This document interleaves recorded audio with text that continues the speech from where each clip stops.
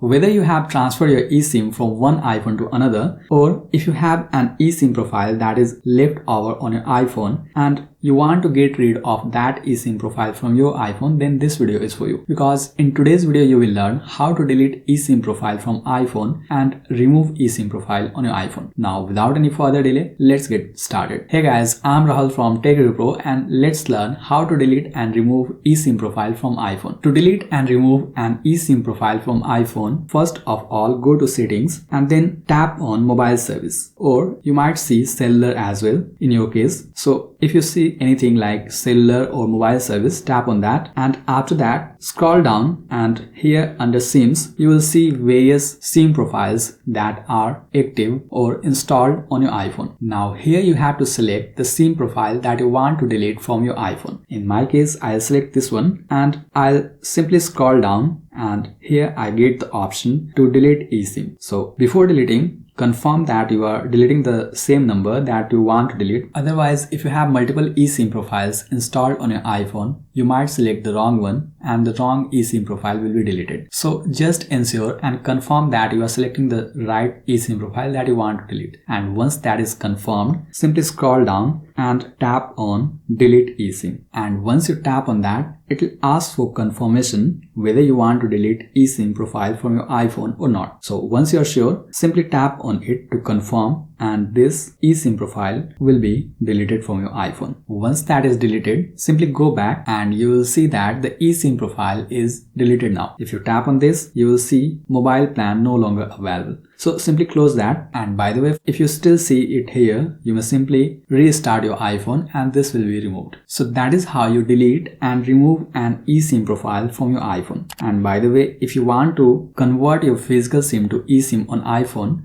make sure you tap here to watch this video. Thanks for watching.